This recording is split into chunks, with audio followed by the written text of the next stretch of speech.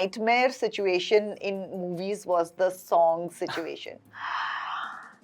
I can't tell you. But you have the biggest songs, some of the biggest catalog songs. I mean, can you imagine what? Who would have thought? Who would have thought?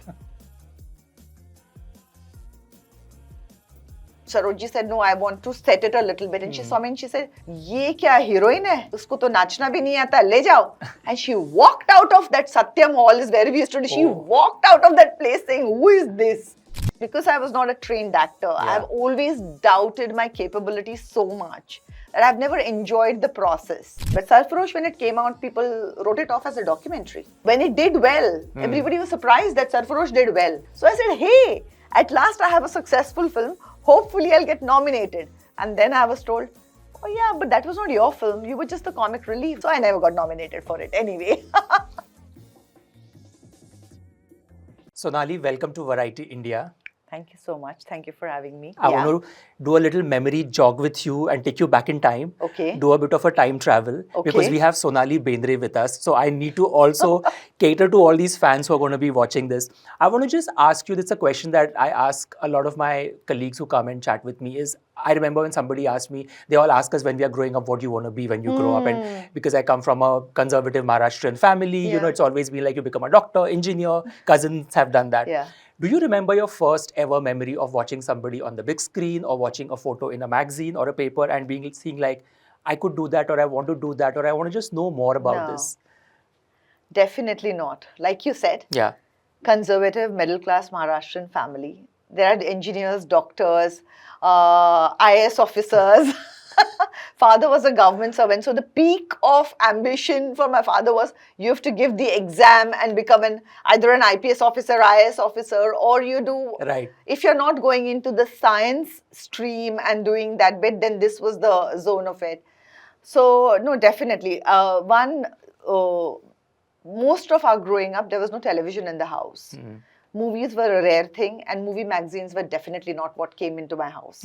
So you could not see it unless you went somewhere and at somebody's house you saw a magazine, or most of the times if I saw any songs or something, if I've gone to some friend's house and their television was on and I'm like, okay, I want to see what is it. But I mean, I don't think I subscribed to this kind of parenting, but my parents just kept us in denial. Like it was like no television. No film magazines, no fashion. So National Geographic, Reader's Digest, you know, books. These were the things that were allowed home. And you heard the songs because the radio was on constantly. Right. But yeah, television came in much, much later in our house. Also, the other thing was, I was not really aware of the looks in that sense. Because you know how this middle-class Maharashtrian household is. That you were not allowed to stand in front of the mirror for too long. So it was just, I keep telling my mother that I undersold myself because of my upbringing. Because I never knew that I said this was the commodity. I didn't understand the value of my commodity and I could have charged more. But yeah, I mean, jokes apart, but that was the thing. So that was not what I dreamt of doing. So then what was your first foray into the space of modeling or glamour, that reckoning that came in? So somebody, it was 12th grade, some fashion shows were just beginning to happen and some in the school, college, that fashion show kind of a zone was happening. Somebody broke their leg, they couldn't walk. So all the friends said, oh, you must walk. I said, I don't know how to do it. We'll tell you. They dressed me up, they did this and I did that. Somebody saw me in that. We won the prize. The boy who was and me who were walking, we won the prize. And we won the prize. Somebody saw me in that event. And I got my first product, which was the Femme Fairness Bleach. I signed that up. So yeah, that was the story. Wow. So when that happened, did it sort of shock you, or you were like, oh, okay, there is this part of me that people are responding to and I've never thought of it in that way. And did that then become like a launching pad or a platform to do more, ask more questions? Definitely. I actually started looking at it in a different way. What is this field? Because first thing that got me thinking was when, you know, I mean, I saw how much my parents were working hard and you got a certain amount. And this was something that gave you that amount in such a... short time. It was like, what is this line? what is this kind of money? I had never understood that there can be this kind of money. So that was, I said, what a fantastic way to, like, it was a fantastic paycheck. Yeah. I promised my parents I will finish my graduation. So then the modeling started from there. And, so this was a part of it. So I would skip my classes and I would go and do my modeling assignments. But I needed to get back home at a certain time, because if I didn't, then it would be the next time my parents would not allow me at all then. So doing all of that, the modeling started from there. And then movies, when I went on to doing movies. In fact, the movies also, when I started, is a very funny story, and which we are talking with Variety, which is with Sarita now, and Sarita will tell you this story because she has seen me at that point. Sarita at that time was with Stardust, and Stardust had just started with this, Mr. Narihira had started with this, that I'm going to have this talent competition, I'm going to have talented, train them, and they will be my talent into the industry. And I went for an audition, and I got a call for the audition. I went for an audition thinking I was going for an ad film.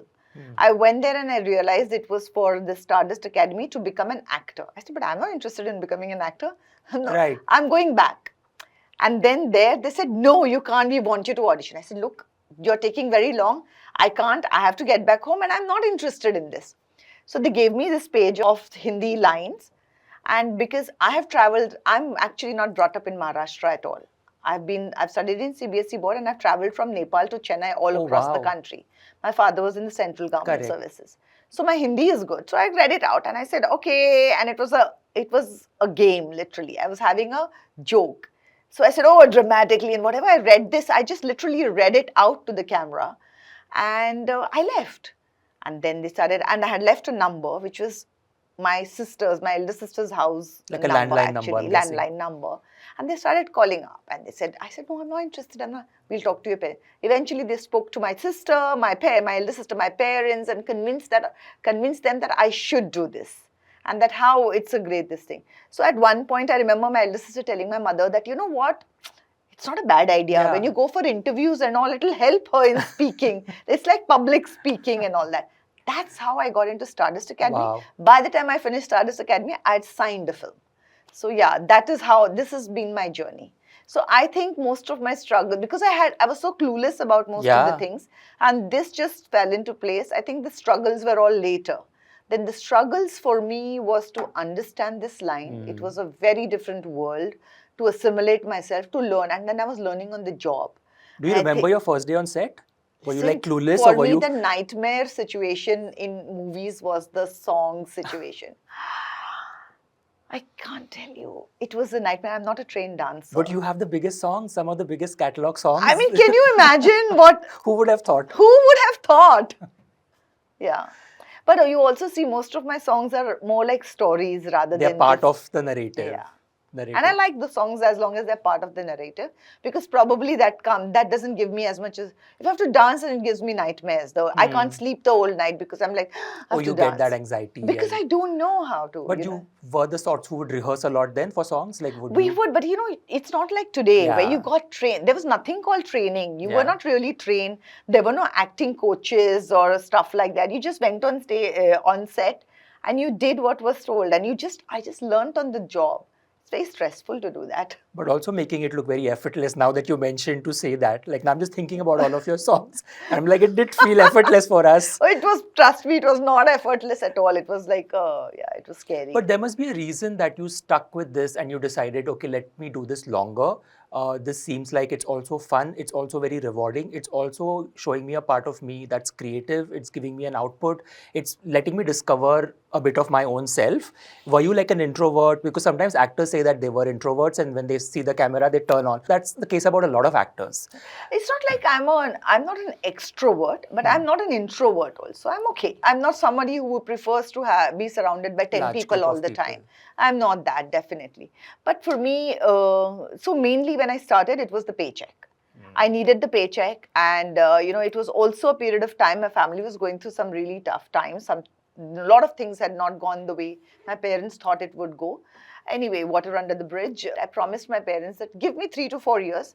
Let me try it out. And if not, I was very much in the age group where I could still go and apply for, give those exams that you had to give, for the thing. Pursuing other things. Yeah. I was a good student. As long as there was no maths and physics involved, I was a fantastic student.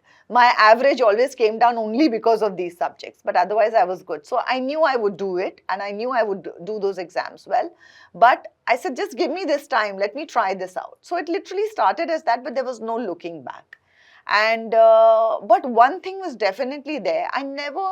Whenever I stood, like when I started that Fairness Bleach, we shot the ad film much later, but we did a photo shoot first. At the photo shoot was done by Gautam Rajyadhyaksha, and face was done by Mickey Contractor. Wow. The best in the, I learned from the best in the industry. So Gautam and Mickey literally taught me how to pose, what are my angles. I've done it. I've learned it from the best. And so that was the advantage of work on the job when you were learning. But one thing that was for sure was that, I mean, it's a crazy story, but that was the first time my eyebrows were threaded, was when I went for the shoot, and they said, how can you come in? I said, I've never done my eyebrows. I was like that raw. Wow. And that's when he did it. And from there, but all this in the background of not knowing, but when I stood in front of the camera, I always felt at home. That feeling, had that not been there, I wouldn't have been able to do this. But I've never not felt at home in front of a camera. See, that makes so much sense now that you say this. I mean, there is a huge reason why you are where you are today. It's because you did feel at home. Yeah. And do you remember tasting your first success, like a film that did really well and people started running to you with autographs, or maybe everybody in the family suddenly is like, oh, wow, like she's now. So it was not a one film kind of a zone. Yeah. It happened over a period of time, because also in a strange sort of a way, when I started doing modeling was the time when the ad films changed. They started telling you little stories. Correct. Rather than it just being walking. Almost or small just, film-like. Exactly. Yeah. And suddenly all your old models didn't fit into that. So I got a lot of chances. I could do a lot of products. And film that came out first was Aag, but what I signed was Naraz with Bhatt Saab. Right. And the song in Naraz was Sambhala Hai Maine Of course. And it was a huge hit. And the film didn't do well, but that song did so well that there was never any turning back. That song was the recognition started from. You just became a household name. There was so much of discovery with this fact that, who's this stunning actress who's just come and she's new, and you didn't have like a grand launch in the most traditional way. Didn't. You didn't come from a film family. I mean, there was Pooja and me in the film. There were like, Vikunda, there were many. It was an ensemble cast. It was not like a launch. Atul and me were like, actually like just laughing about it, and Were you ambitious at that point in time then? Because if something works, you're like, there are some people who become ambitious, they start dialing producers, or they know there's an audition for a really meaty part. Were you the sorts who would keep a tab on who's doing? That's today. Back in the day, there was no such. It was not like that. Yeah. So, but what would happen is that I wouldn't say in that way, but ambitious definitely. And the ambition was to get better at my job. Because when you went there on the first day and you realized everybody knew what they were doing except for you, you don't want to be in that situation. Then you're like playing catch up. Yeah. And then so the next thing that you know is that, okay, this is what happens in a movie. Now for the next thing, let me do the thing. I remember when I did English Babu Desi Meme, then I knew I didn't know dancing. And so when I heard the script and I said, okay, I really want to do it. And I told Pravinisha, but I don't know how to dance. So what are we going to do? So that was the first time and Saroj said, no, I want to set it a little bit. And she saw me and she said, ye kya heroine hai? Usko to nachna bhi nahi aata, le jao. And she walked out of that Satyam Hall, is where we used to do. She walked out of that place saying, who is this? I can't teach this one. And then Ahmed was her assistant at that point of time. Then Ahmed, it was his job to get me trained. So Ahmed Khan would pick me up. Before I went to the set in the early morning, he would pick me up.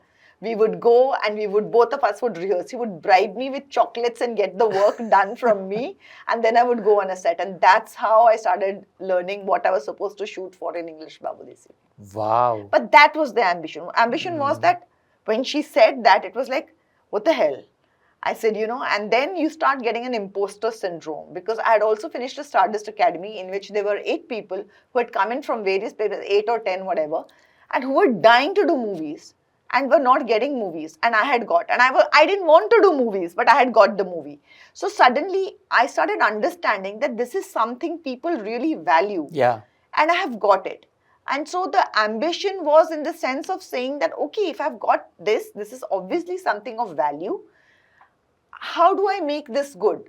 How do I make it seem not like, oh, she's just got it? Correct. How do I make it good in this? So the idea was not that, oh, I want to be this actor. No, idea was just that tomorrow when I do a song, I want to be better than what the last song one. that I did. So I had put my head down and I was literally living one day at a time in that sense, because I was just moving from day 1 of shooting to day 2 to day 3 to the next film, just every day, just working on getting better at it. And then you work with different actors and you see how they are doing it. When you're talking to them, you get it. You start reading books on it, because books was my safe place. And you start understanding that there's a whole world there. And you start teaching yourself. So a lot of my time went in that, which was fantastic, because then I started, teaching myself about it. It's interesting how you're saying that every time you would sign a next film or you would try to better yourself from the previous film. Yeah. Is there a film or a character of yours which you thought would track really well, but unfortunately didn't? And then you look back now and you're like, I really worked really hard for that bit and it didn't track well or something? No, Wasn't I received? would say that I worked very hard on all of them. There was, because like I said, every time it was like, how can I do this better? So every time when I looked back at the character, I always felt I've not done well enough. So for me, if you ask me till today, I feel that the best is yet to come. Wow. Yeah, definitely it is yet to come. What's the one thing that you think is so better now than it was before? Like I keep asking this and you must be like, come on, like where do I start? Is that? My team consists of all girls, all women. And at that point of time, other than a hairdresser and the actor or It was male heroine on the set, there was no other woman on the set. So I love that fact. I see so many technicians who are women now. Yeah. And it's just, till I didn't see that happen, it was not like I missed it. Yeah. I had a great time with all the people who were there on the set. But I love the fact that I can bond. Like there's, how do I explain Comfort. Because there are certain things that as a woman, you don't need to explain. But when there are men around, you're not going to be talking about it. It just is natural, So definitely I like that part of it more. The techniques and oh my God, the equipment has changed so much that it's scary. And, like it catches every pore now. So that the fact that you don't have to dub so much, the live sound is a great boon, because I always felt that I could never do justice in just dubbing it. I know a lot of times you can improve certain things, no doubt about it. But when you do something which is totally felt, that feeling when you're actually physically doing it, that kind of sound, very difficult to replicate it in dub. So I love the fact that a lot of those scenes can be kept as natural and as they're shot. So those are the things that I really like. Oh, the vanity vans. Oh, we love them now, because we never had vanity vans. It was torture. You were like... You would just take an umbrella and there would just be people in the or you sweltering sun. No, or you just did not pee the whole day. Wow. Yeah. How does that work? It doesn't work well. I'm glad that part is behind us. What were the no's that you were very clear of? At this stage in my life, I want to make decisions based off on certain values that these things bring to me. So, I came to a point where when I had my child, after which I did take a sabbatical. I mean, I did television at that time, because television... You were hosting a reality show? I was judging a lot of talent shows and all of that. Television for me came closest to a 9-to-5 job in my line of work. Because then I didn't have to do outdoors. There was this 1 or 2 days that I worked in a week. The way I wanted to parent my child, that worked out the best for me. So in the process, there was a long gap. Then as the streaming thing started and good scripts started coming to me is when I was diagnosed with cancer. So I lost out a good 5 years of, in process of recovering from it and then the healing from it. A good 5 years of the boom of the streaming was lost because of that. I mean, a lot of really good shows that came out were the scripts that had come and I was reading and I would have probably done it. But, well, it's gone, it's gone. And then when I came back, now it was time to restart. It was a different kind of timing. But having said that, I will say one thing, that the beauty about streaming, or at one point we used to say that when the multiplexes started also, what happened is that you could tell more stories. more voices could be heard. There were more conversations that could be had. You didn't have to stick to filling a whole screen, and so suddenly you could do niche stories, which also for me, it might give me an opportunity to play characters that were not like, oh, at this age now you have nothing else to do. It was not that. So it was a boon to have the streaming thing. Now, the thing that I didn't want to do was, I know that I was stuck in a very glamorous image. Yes. So it was all about the looks and the body. And, I would say that you have to embrace the fact that you're going to grow older, and you have to embrace the fact that that's the natural part of your life. And if I keep fighting it, then I'm fighting what is natural. So which meant that I don't want to keep doing roles that are not going to be suitable for the age that I am. So I wanted to play my age. I wanted to play my age gracefully, and not by trying to look younger or trying to look old. I wanted roles that would speak about my age in a graceful way. And I think I waited for that, and I did get it. Eventually, as we wait, I got it with Broken News. Yes. It was a great story, and the character was good looking. I mean, at that age, you can look really glamorous. There are different ways of looking glamorous, and that doesn't mean that you had to be 20-year-old and be wearing a bikini for that. You could look absolutely fantastic, and every time you play an editor, you didn't have to go into a cotton sari. You could give an edge, because I see the women around me who have been in media business, who are so stylish, who are so eloquent, and who speak so well and stuff like that. So, I really wanted to portray something like that, which I got a chance to do. Then, then there is more. I mean, this year I'll have one more release happening. So it's interesting, the phase that I'm going through now. Is there a genre that you perhaps have not been offered yet, which you're like itching or dying to do, and you're like, why has nobody sent me a script in this space or a character in this space? Well, also, there is a genre, but also it's not an easy genre to do. And to write in also. But I really feel that comedy is something that I would love to do. And you've done bits of it maybe in films. I have, and that's when I discovered that I do have. My role in Sarfarosh had a hint of it. There was a film called Love Ke Liye Kuch Bhi Karega, directed by Inivas, produced by Ram Gopal Verma, Saif and me. And we had such a blast doing it. And most of Saif and my scenes were improvised right there. Wow. So there was a lot of, I know what I could, and I discovered that I enjoy doing it. And I think I can get better at it. And also the other part is because everything that we shoot is so dark all the time. I agree. I want to see something nice and light and hopeful and which is fun. And I would love to do something like that. But that kind of writing is very difficult to do. Yeah, so most of the people are not writing that. Very few writers are actually writing that. Very few of that kind of material is floating around at all. But I really wish somebody would write a beautiful light. So, like you can tell some really important things in life, but you can say it in a fun, light-hearted way. It doesn't have to be heavy all the time and dark, cussing, and, like bad words and all. I mean, there is other things to life also. Yeah, so I would love, because for me, especially after my illness, hope is a very big thing. And, so anything that shows hope is something that I would love to do. How did hope and how did your diagnosis change your understanding of success and ambition? It must have reshaped that in a very big way. And I'm sure, you've spoken about this in the past, but every time this comes up and you look back at it, how did that change? Like just every day waking up and...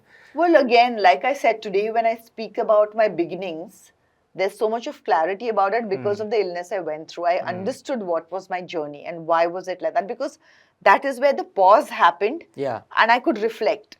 Till then, you're only living life, you're just like that. What was that poem, Jeevan ki Aapadhapi mein? You stop, you don't really think, you don't have the time to think, especially in the city we live in. That gave me a pause, which I could reflect on. And at that point of time, I also realized the whole time, I have doubted because I was not a trained actor. Yeah. I have always doubted my capability so much that I've never enjoyed the process. So this time round, it is more about enjoying the process. And also it's lovely to be in a state where it doesn't matter if it's going to do well, not do well. My joy is that am I liking the people I'm working with, and am I enjoying the process of this role? And that's all I'm looking for. And, and I find that much more beautiful to do. In trying to understand this world and the world of cinema, the world of storytelling, I'd never realized when I fell in love with it. I did not know that. Now when I look back and I got the pause, and when you have a thing of, oh, I might never face a camera again because you might not look like that, you might be too scarred. Thankfully, I'm not, but it was a possibility.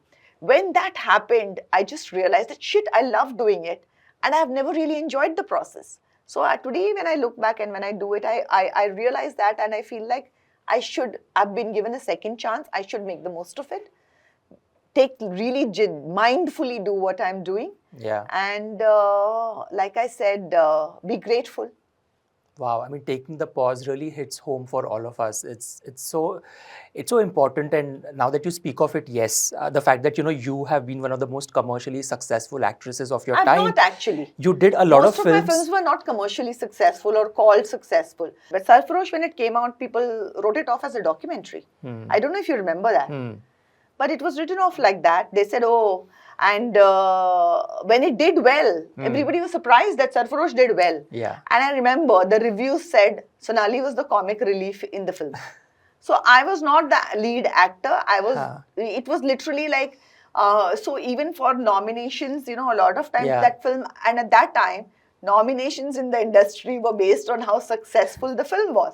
So I said, hey, at last I have a successful film. Hopefully I'll get nominated. And then I was told, oh yeah, but that was not your film. You were just the comic relief. That's not the...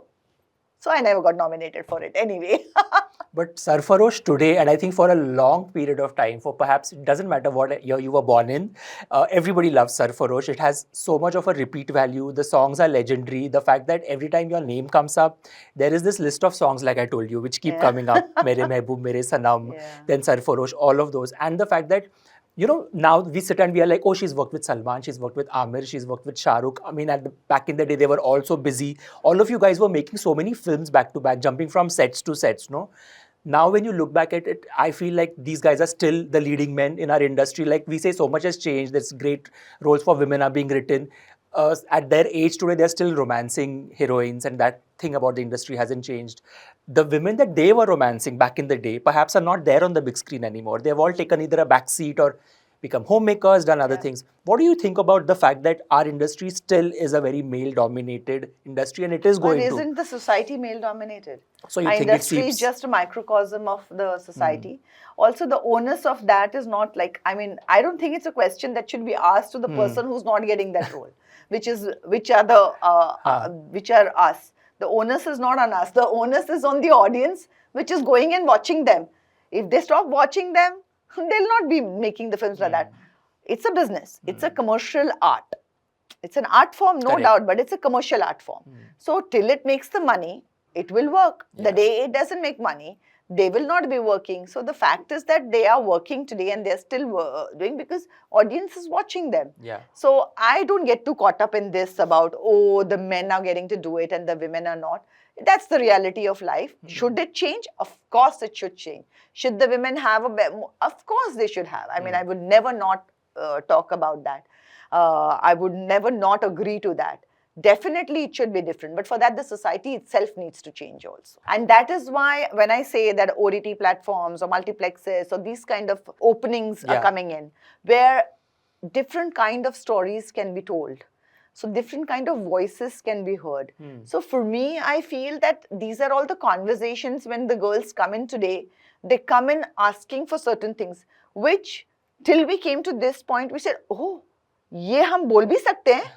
Because it would never occur to us that this is a possibility. So why does it occur to the women today? It's because of the conversations that we've been having. Right. So there were certain set of women who have been having this conversation that it has come to today where we discuss what you're discussing. And hopefully this conversation that we are having will grow more and more. And one day we'll come to a point where it will not be like this. Yeah, then it just doesn't need to be a conversation. It just become a part of our life. So what do you watch in your free time? Is there something recently that you watched that you've enjoyed? The kind of stuff that you watch at home or in your free time? So different kinds of things. I'm not much of a watcher, I'm more of a reader, as you can see with my book club. Yes. And that book club keeps me so busy because every month we have to do a book and then do a discussion. So you have to read it. Yeah. And sometimes while I'm reading that book starts me thinking about some other book. And so from there I start reading that other book. So all kinds of things. So I'm not much of a watcher, but I do like shows like, I mean, the last on Netflix I saw Mamla Legal Hai and I really liked it. I liked that first season of Panchayat so much. So I love stories which are simple but have hope, and then there is so much of emotion in it. I mean, there are many more. Sure. I'm just telling you Sure. this off the top Sure. of my head right now. But yeah. And writing. And I'm talking about shows. I'm not talking about movies. is a but separate yeah. thing. Yeah, I mean, who is not what? I mean, Dhurandhar is one of my favorite. It was fantastic. It's changed the grammar, and it's so exciting to see this new thing. And it's like, oh my God, I'm so glad I'm still here. And maybe, it's so interesting to see that happening. The music is so amazing, and there are so many of these kind of stories also that are happening, and movies that are being made, and there are a lot of smaller movies which are smaller, more, tight and small budget, but beautiful stories. So I just think it's a very, very interesting time to be an actor in. You wrote a book about the joy of discovering the love of reading. Yeah, it's called The Book of Books. Yes, I thought it was a genuinely amazing title, because when you picked it up, it just told you what the book is about, and it made you curious about what will this book have that I don't know of. I want to speak to you a bit about the discipline part of writing a book. There is always that budding writer in us, and we're like, I'm going to write a book and I have a great idea. I have written 2 lines on my notepad. But it is a time-consuming process. It's a very disciplined process. I'm not a writer. So how does that work for you, and how did you approach it? I wrote this book I wrote the first book that I wrote, which was the Modern Gurukul. After that, and I discovered in that I'm not a writer. When you say I'm not a writer means what? Because it needs what you spoke about. It needs discipline. It needs you. There will be days when nothing will come in your mind and you have to sit there with pen and paper and start putting things down. And there are so many other things that I'm so disciplined about that I really didn't feel like becoming disciplined about this. So I was okay to let go of this bit. But I did the Book of Books in collaboration with my book club. So what we did was that, this year we completed 9 years of my book club, which is called the Sonali's Book Club. And so in 25, the beginning of 25 is when we launched this book called the Book of Books. So it was all about, over these 8 years, at that point 8 years of running the book club, so many questions that get asked, and so we just wanted to put things together. And also because reading has become it's not such a common habit. Earlier you would never think of how to get people to read. I mean, people read. What else did you do? It was something like that. But now it's become a challenge. So the way you can get into the discipline of reading, how will you build the habit of reading? What are the various genres? What are the genres that you could be interested in? How do you see what kind of genre suits you or what makes you want to do it? As a parent, what are the various genres that you should introduce, and what time can you introduce that to your child? And if you're liking something, is it a teenage genre? Is it a child's genre? And what are those couple of books, whatever happens in this lifetime, you should be reading? So many things about books, and there are so many little things, the nuggets about books. So I thought it was a great way to compile it. And, I think libraries should have this book. It's one of the best gifts to give for anybody who wants to start reading or wants their child to read or anything. So yeah, that was the Book of Books. Were you planning to write a book on your diagnosis and No, your I'm entire not. journey? Absolutely not. But that's the thing. Social media and the internet, there's so much on it. I don't feel you need to write a book on it. So, I mean, I've spoken so much about my diagnosis, my journey, and my healing process. And I have done it because a lot of people are not as lucky as me who make it. I did. So I don't know what is it that worked, but whatever I do, I put it out in as much of genuineness and honesty as I can do it, because if whatever it is can help somebody, then they should take out of it. Sure. And what I realized with my diagnosis, that everybody, this is not a conversation that was happening. We talk about women, men, this, that, and the other. But in 21st century, this was a topic that was taboo. Taboo, yes. Nobody was discussing cancer. It was the illness, the You would not say it also, Nobody would yeah. say it. And what happens when you don't say it? Just pushing it under the carpet. Carpet. You're not doing your checkups because this cannot happen.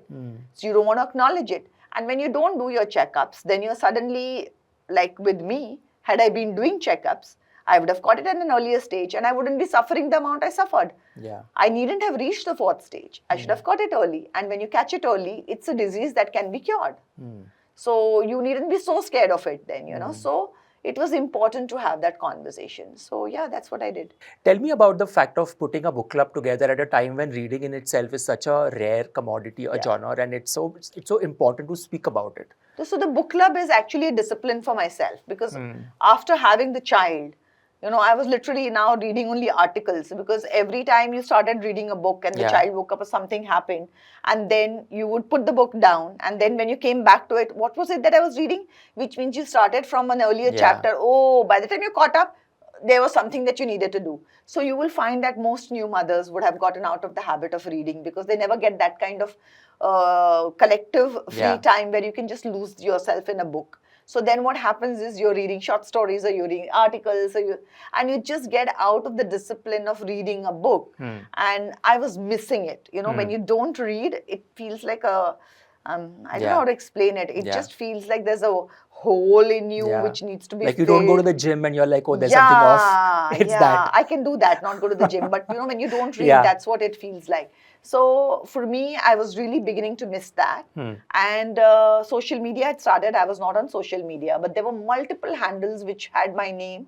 And my team was like, please, can we have a handle which has the tick on it? Yeah. So that, there are so many that are writing rubbish. And we need to have a proper handle so that we know that this is the official one. So we said, okay. And we started the handle. And then I went on it. I said, you know what? Actually, I liked social media. Because like internet, it's a very democratic way of saying. I loved the fact that you could put something out without it being colored by a journalist's view. Nothing against you. But you know what I mean by that. Because a lot of times, people never knew what you were because your view, it's always going to be colored by who is presenting you. Yeah. And here I didn't need somebody else to present me, but I could put it out. I loved that fact, no doubt about it. So, and everything that is fantastic or has a lot of pros will have a lot of cons also. So for me, it was a fantastic medium. And I said, how do I use it in a good way? So that's when we thought about it. I said, you know what, why not start a book club? Because then it'll force me to get back into reading. And then we can do the discussion because otherwise book clubs kind of a lot of times in Mumbai city became like kitty parties. And I have nothing against kitty parties. Please don't get me wrong.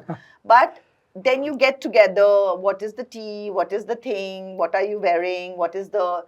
And that was not what it was. There are some which are only about the books, no doubt about it. But I was working and every time those kind of book clubs were happened, I wouldn't have the time to go for them. So I said, why not start one digitally? Because now that we can do things digitally, take advantage of it and form a digital book club. And then I could discuss it. Everybody from their homes at whatever time, we could discuss it. We could ask questions. We could chat about the book. Yeah. So it was fantastic. It just got me into the habit of reading again. I want to ask you, do you feel that the word stardom still holds the same meaning? There is this ongoing conversation on social media now between the millennials and the Gen Z. The life has changed, not just for people who are actors, but for everybody. Because suddenly what used to be done only by a few people can be with the handheld phone, which is your everything. Anybody and everybody can be doing it. I like the democratic way of content creation, and when it is going to be so democratic, then it is something that is much more accessible to the public. So now everybody is a star in their own way. And I just feel that if in today's day and age, if you can be a true blue star, it just takes much more to be that because there are so many more distractions and everybody is somebody. So from that, if you still are somebody genuinely, then it's a very big thing. what is going to take you to say yes to a film today, which will make you put yourself out there? You'll be like, okay, I'm getting out of my comfort zone, and this script or this role is really making me worth Yeah. trying this again. Are you open to that? Are you Of course. I mean, stuff is getting sent to you. What kind Yeah. of space you are in terms of that? No, I am. I'm reading a lot of stuff. I'm listening to a lot of stuff. And look, I love the fact that I'll wear a jeans and a t-shirt and I will look glamorous. And I enjoy that because I know I'll put myself together in such a way that I will look a certain way. And don't get me wrong, I enjoy it. I'm not saying one has to be drab for it. And on the other hand, just because a good role or a good acting role doesn't mean that you are without makeup and in drab clothes. So now these are the two polarizing things. Yeah. Now, anything that comes in between this and has a great character is something that I'm open to. So I don't want to be stuck just in the fact that, you know, a role which is only about the looks, which doesn't mean that I'm against the looks. So you give me a meaty role with the looks, I'm okay for it. You give me a meaty role without the looks, I'm okay for it. So I have the entire spectrum I'm open for. The crux of the matter is to have, there should be something that I'm able to say in it. And that is what I'm looking for. Then a negative should be a negative character. Like a broken news when you see. Yeah. It is not about positive or negative. Broken news was so relevant to today's times. I feel coming of age stories always are relevant because you're always coming of age, because you're always coming to some age and you'll always be growing into that age. So those stories, and then you're saying something, there's something that is being said which is relevant. Yeah. I think that is important for me, that there should be something that is relevant, something that matters that is being expressed. Because otherwise, there is no need to get up and get out of bed and do something if it is not going to be something worth talking about. Yeah. I want to speak to you and ask you, what is keeping Sonali Bendre busy these days? Right now, I've just finished the second season of my podcast. And recently, like a week or 2 weeks back, we've launched our merchandise, which we've tied up with Soul Store, and we've done some really cute, like as you can see, I'm wearing it. It's adorable. I know, I love it. So we've got, so we are launching the merchandise for the thing. And the reason is also that I tied up with Soul Store. One, I love the designs they do. The quality is lovely. And also Soul Store runs two really beautiful shelters. And they do very good work over there. So we really wanted to tie up with somebody who's like-minded. So I think it speaks about the podcast, as in it is a podcast, P-A-W. So it's called the Happy Pawdcast. And I host it with my fur baby, Icy. So we are the hosts. And all our guests who come in also come with their fur babies. So we have dogs, cats, and stuff like that, and all of us talking. So really interesting topics that we've worked on. In fact, like so much that I learn from it. The reason why I started the podcast was because, you know, on internet and on social media, you see so many things that, oh, we did this and this worked for the thing. And every time I would call my doctor, my veterinarian, IC's doctor, and he would be like, I'm fed up of telling pet parents that, what is this going on social media? It is not, this doesn't work. I said, Doc, there's so many myths on social media. You need to bust those myths. You should do a podcast or something where we can go and find out. So he was like, who's going to hear me? See, you should do it because, you know, you're a known face, so you should do it and bust the myths. So that's how we started on the Happy Pawdcast. And it's the Happy Pawdcast because we are all happiest when we are with our pets. Absolutely. So that was the idea behind the podcast. And so I've had experts coming in, some other guests coming in who are talking about their journey. They're talking about really different, very unique aspects of pet parenting. Even if you're not a pet parent, if you're on this, you can see what is, if you're thinking of adopting a pet or getting a pet home, what are the things that you should expect? I mean, you know, you need to prepare yourself. A lot of times people don't prepare themselves. Right. And then suddenly they're overwhelmed because that cute reels that you see are cute because they're that many seconds. But it's a lot of work. It's a baby. It's a living being you're getting in.